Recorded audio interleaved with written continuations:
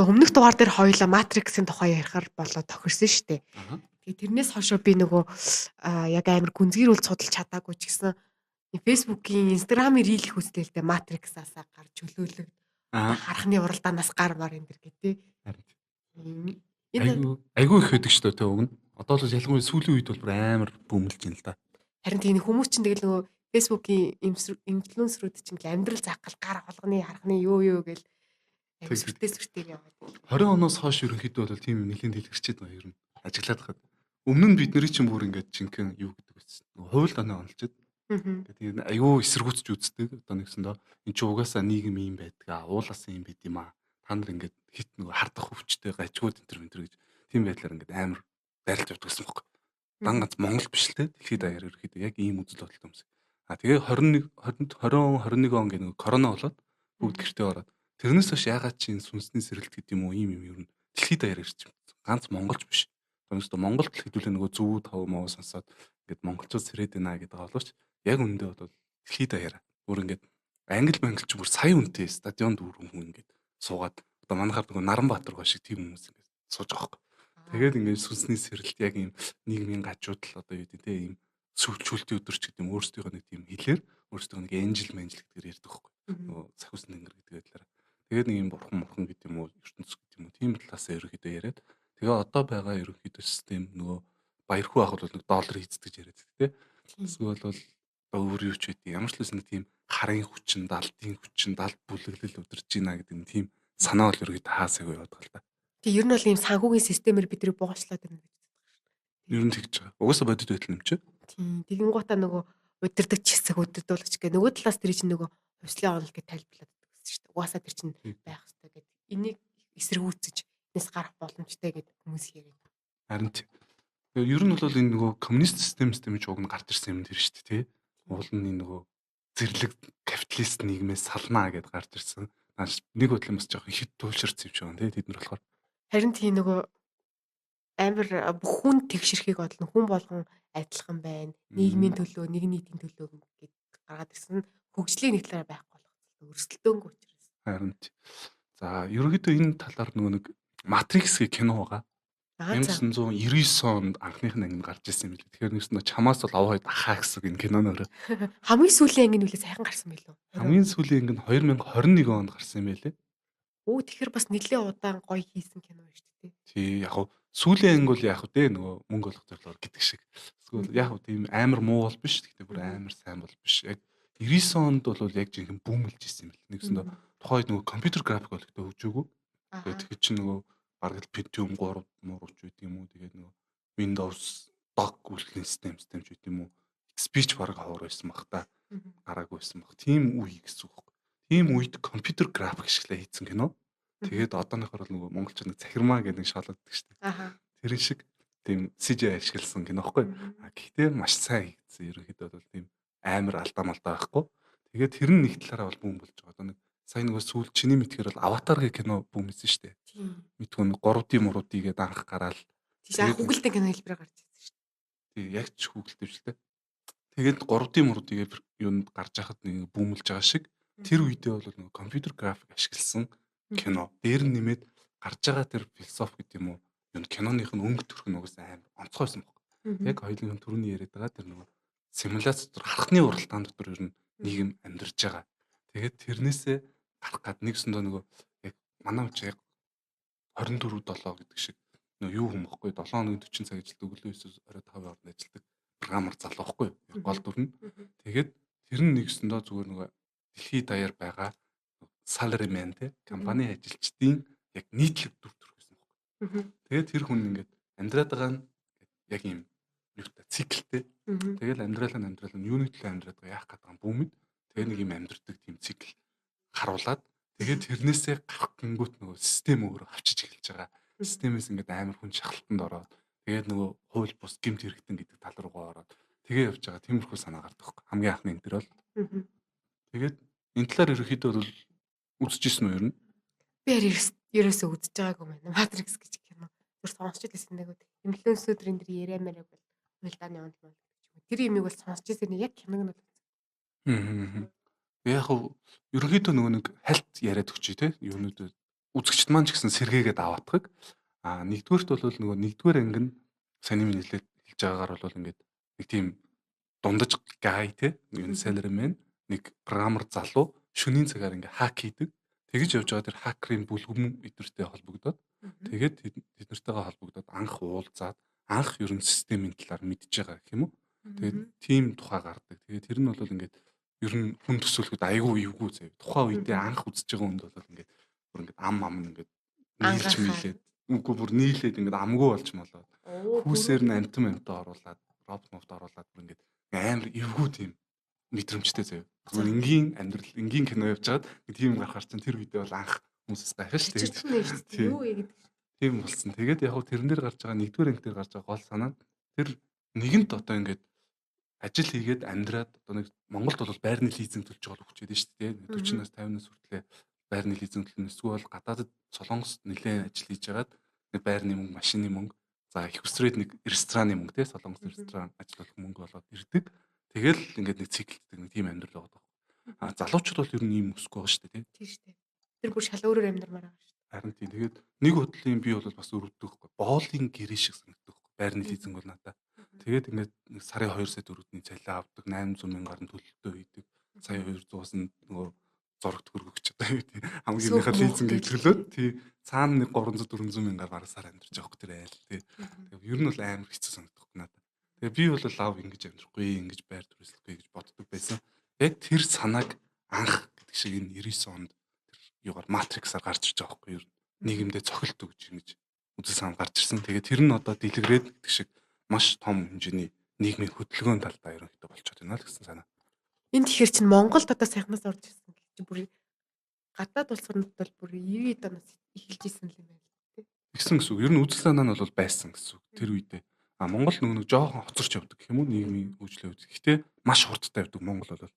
Өөрөөр хэлбэл Америкийн 300 жилийн түүхийг баг Монгол 30 жил туулсан гэдэг байхгүй. Тэгэхээр сонгуулийн систем нь бол яг ингээд давтсан байдаг байхгүй. Америкт болж исэн одоо мэдээллийн хямралч гэдэг юм уу ингээд дуу хуурч гэдэг юм уу те санал худалдаж авах ч гэдэг юм ингээд бүх заваа юмнууд нь бүгд болсон байгаа байхгүй Монгол. Тэр ч нөгөө угаасаа жамаараа болох хэрэгтэй л баг тий. Магадгүй. Тэгээ бид нар нөгөө хоцорч явж байгаа болохоор нэгэнд туулсан замыг туулж байгаа болохоор тийм хурд явж иж магадгүй. Эсвэл угаасаа монголчууд тийм хурд байж магадгүй нийгмийн хөгжил нь. Ер нь бид чинь капитализмыг л халгасан гэдэг шүү дээ. Яа халахсч хараагаад коммунизмд орох жагаад онголтод онцгоод байсан. Харин тий. Харин тэгээд тийм ерөнхийдөө бол үзэл санаа философи бол нэлээд өвчтэй байсан байгаа тийч. Тэгээд тэрэн дээрээс нь үндэслээд одооний нөгөө deep state янз бүрийн тийм еврейчүүдийн протокол энэ төр гэдэг янз бүрийн юмнууд дэлгэрэх гэдэг юм уу те харьцангуй олон нийтэд хүрэх за тэгээд нөгөө сүнсний боолчлоос чөлөөлөх тухай мангар олон концептууд юм шашны ч юм шиг те энд нөгөө нэг шашны секцүүд ингээл нийгмээс өөрчлөлтнүүд тэгээ бас яг төсөөтэй кинонууд бол байгаа л да тэднэр нь ч гэсэн нөлөөлж байгаа. OBE гэдэг нэг кино байдаг байхгүй жишээ. Тэр бүр ингээд 2 3 цагийн кино нэлээд урт кино. Тэгээд түүхэнд хамгийн удаан зодонтой кино гэж ярьдаг лөө. Энд хоёр найз хоорондоо зодтолдог байхгүй. Нэг нь тэр ертөнцийн ингээд харь гаргийнхан дэлхийн хүмүүсийг колончилж байгаа талаар ингээд мэдсэн. Нөгөө найздаа мэдүүлэх гээд байгаа байхгүй чаавас. Тэгээд мэдүүлэхийн тулд нэг юм нүдний шил зүүлэх гээд байгаа. Нөгөөх нь зүүхгүй гээд байгаа. Тэгээд тэр хоёр баг 17 минут зодтолдог. Ядардаг юм гэдэг шиг тий. Харин тийм тэгж байгаа хамгийн сүүлд нь амар нөгөө найз нь зүүснээ өө чин зүг байсан шүү дээ байхгүй. Гэтэ ер нь л угаасаа нөгөө Сократын нэг юу гэдэг шүү дээ. Буруу санаж нөгөө Сократын нэг юм одоо өгүүлэл гэх юм шүлэг найргал гэдэг юм. За нөгөө галзуучуд нь үү? Тийм нөгөө галзуучуд нэг юм агуу дотор амьдардаг хүмүүс насаар агуу дотор амьдарсан. Тэгээд зөвхөн нэг тийш шаардаг. Тэгээд тэр ингээд дэшээ газар байгаа нэг нь дэшээ гарчаад гарангуудаа гэрлийг хараа шууд ингээд цогцолтонд ороод буцаж бууж ирээд гарч чадахгүй ш тэр газараас ингээд тасан газар тэгэнгүүтээ доошо бууж ирээд нөгөө идэлч нөгөөд нь итгэдэг. Нөгөөдгөө барьж авч заддаг. Тийм нөгөө шин одоо зүйлийг санаачлах шинийг мэддэг тэрийг ингээд хүлээж авах нийгмийн сэтгэл зүй байдгүй гэдэг харуулдаг. Ер нь тэрнтэй л их төстэй. Тэгээ яг уу тий одоо бол гэхдээ хүмүүс арцсангүй юу яачлаа. Хүлээн зөвшөөрчлөө тий. Одоо угаасаа нийгэм нэг л болох байна гэдэг юм тий. Ерөнхийдөө бол энэ Ангаас Монгол биш л дээ угаасаа дэлхийд даяар ерөөхдөө одоо байгаа нийгмийн тогтолцоонд сэтгэл хангалуун бус байна. Угаасаа л хүн амын 1% нь баялагын 99% төвлөрсөн. Монголд байна уу, Америкт байна уу, Японд байна уу ерөөс ямар ч хамаахгүй. Бид нар зүгээр нөгөө мөнгөн дүнгийн шууд Монгол төгрөгөө доллар руу эсвэл йен рүү шилжүүлж үзээд тэгээд тэнцээ тэд нар гоё амьдраад байгаа юм шиг бодоод идэг. А яг хөрсөн дээр очиод ажиллах юм ямар ч ялгаа байхгүй. Ерөөсөө л олж байгаа цалин тэр нөгөө түрээс хэрэглээ, эрүүл мэндийн зардал, боловсролын зардал гээл зээлэндээ төлөгдөөл дуусчих гэсэн үг ерөөс. Тэр хүмүүс нөгөө хувийн эрх чөлөө гэдэг юм орон зай гэдэг юм байхгүй. Тэгээд хүн болгоно зовоод идэг, хүн болгоно ядуу байгаад идэг. Тэгсэн мөртлөөсөө нөгөө сошиалаар дамжуулаад энэ бол чиний өөрөө чи муу, чиний өөрөө чи хохоо, хүмүүс ингээ гоё амьдарч болж гинэ гэдэг тийм мессежийг байнгын зодоод юм гэсэн үг. Харин тийм дээ бүр нэг бас алив залуу маань бас гэх тэр бол арай гитрэж байгаа санагдав. Бас тэр орчин нөхцлөөсөө шалтгаалаад бас өөр байх байл. Тэг ин хамгийн муудаал тэр чинь ингээд баян айлын охин хідүүлээ те ингээд суучмаар гэдгээс өсөлөө асуудал бол их гэсэн үг байхгүй.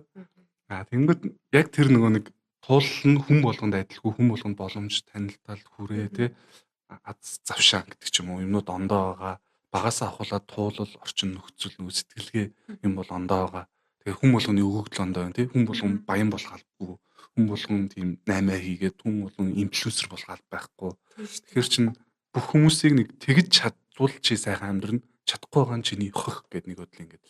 Үлдээ чин тэгэнгүүт хүмүүс хувь хувьдаа бүгд гэр гэртэй байдаг болохоор бид нар юу гэж бодох юм гэхээр хүмүүс чадаад байгаа юм байна. Би болохгүй байгаа юм байна гэж суугаад байна л гэсэн юм. Бүгдээрээ.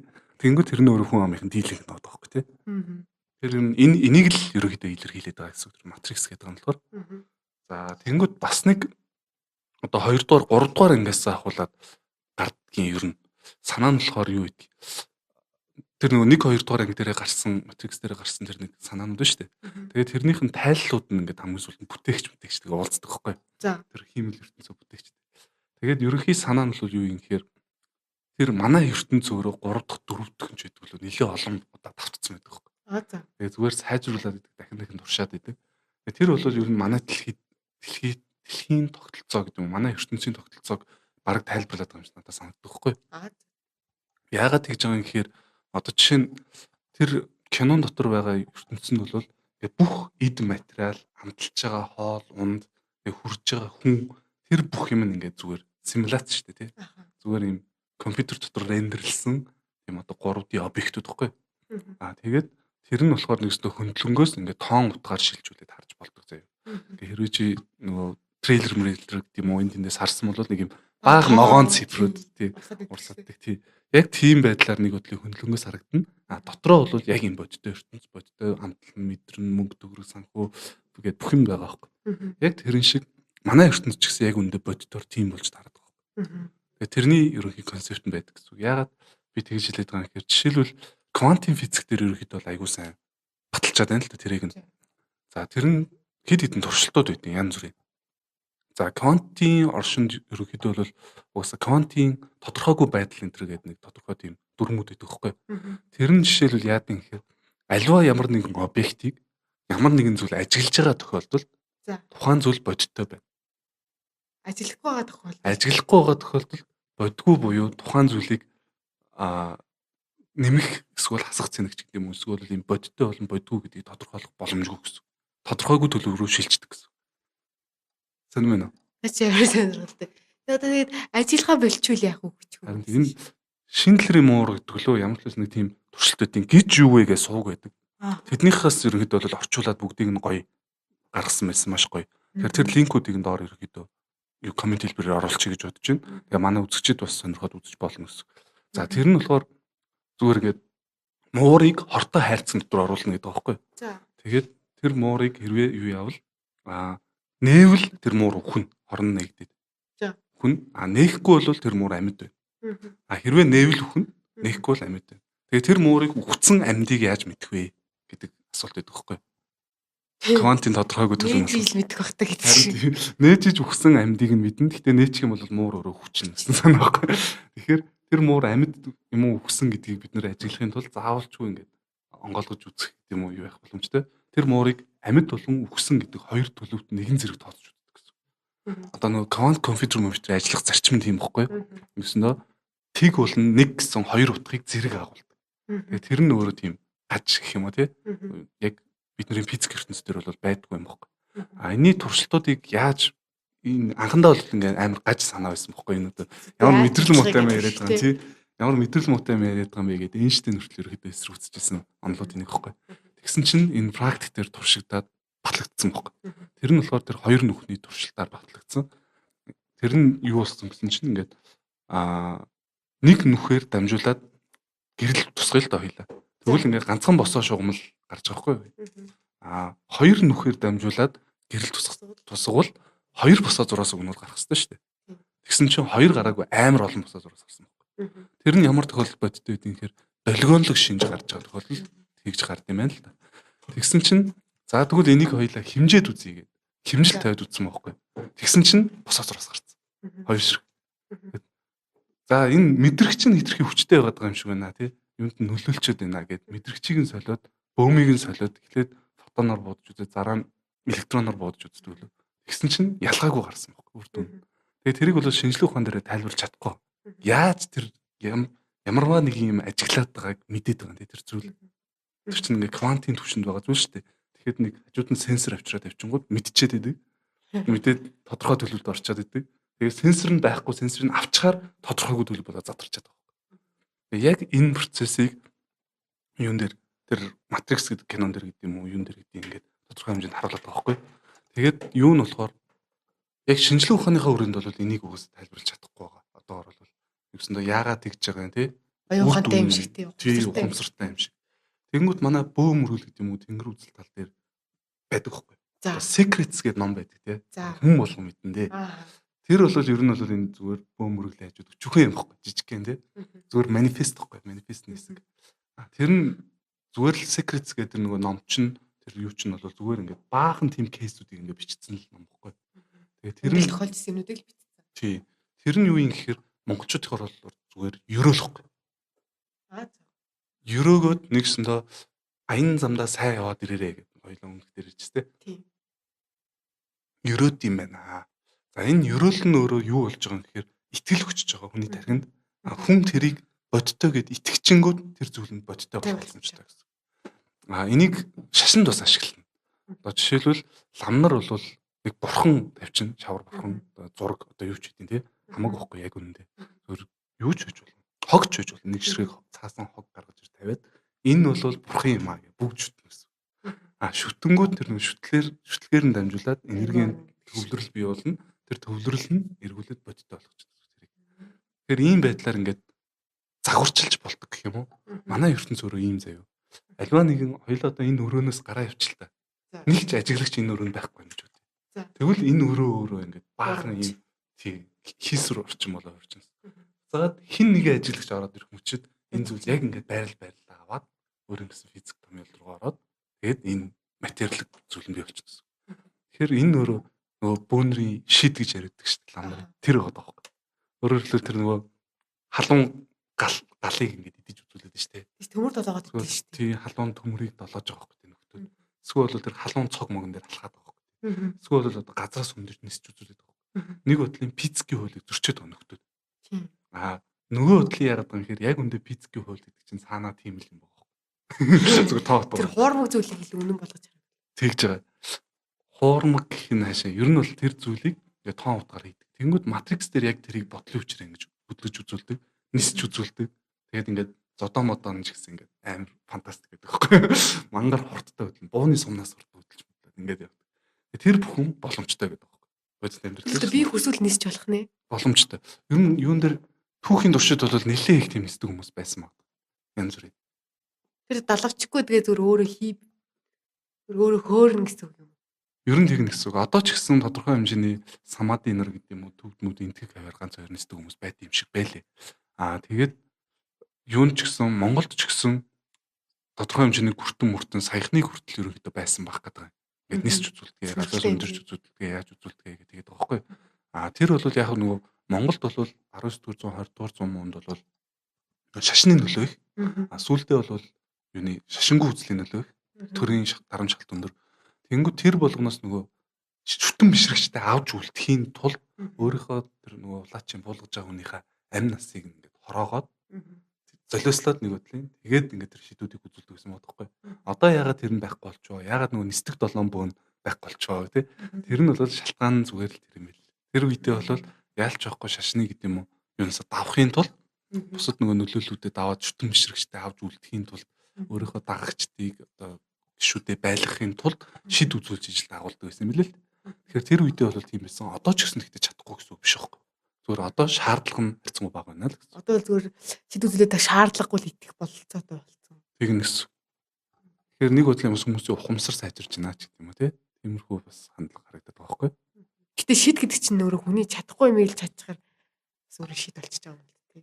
Харин яг хөө тэр талаар хоёлаа дахиад дараагийн дугаар дээр ерөөхдөө ярих бах. Задлахаар нэлээд том сэдв болчих гээд байна ер нь. Тэгээд ер нь энэ матрикс гэдэг сэдвээр дахиад нэг дугаар хий. Одоо бол хоёлаа өргөжлүүлээ хэрвэл бас нэлээд утгаар шинжтэй боловчлаа. За тэгээ. Би бас судлаа. За тэгвэл тэгээд дараа нь нэрэхэд олбогдъё дөө. За баяртай үзэгчдээ. Баяртай.